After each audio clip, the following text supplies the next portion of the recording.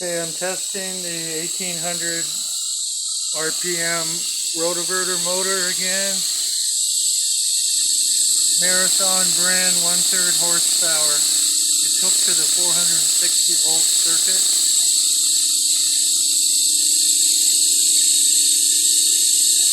Running on 120 volts from the grid.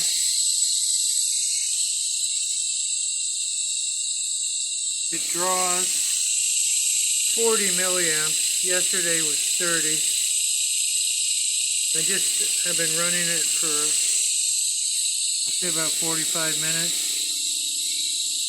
This is what's running, circulating in the run cap phase, also called the rotary transformer phase. Basically, L1 and L2 lines, 3 lines coming out of the motor. L1 and L2 are hooked to the AC input,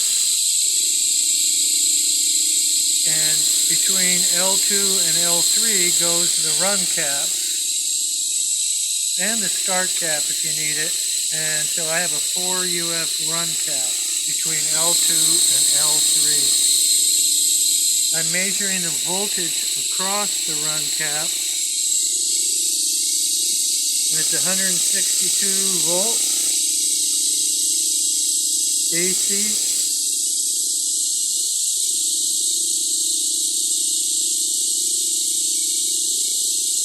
And current-wise, I have an ammeter in series on the L3 line to the cap. So it kind of goes through the ammeter and there. So what is circulating is 240 milliamps of current. And there's only 40 milliamps of current going in, 240 milliamps circulating. It's not watts because there's no resistive load on this. It's just what's circulating in the run cap phase. But it's good to know. My best is 7 times, if it's 20.24 times 161, I'm not sure what that is, compared to 40 milliamps and 120 volts.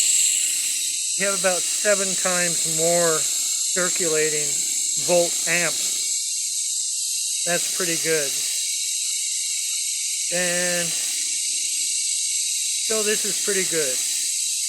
What I'm going to do is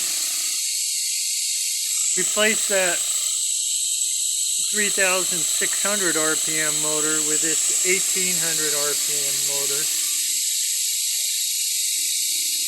And maybe I will get some over unity. However, measuring the power from those generator coils is a problem, because it's not a real AC going on, and the meters only show AC. But I hope to have this, spinning this generator at about 1,800 RPM for about 100 milliamps and 120 volts.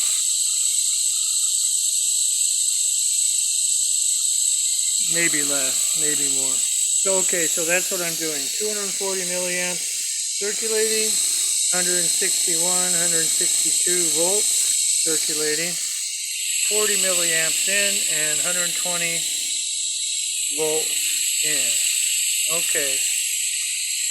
Thanks for watching.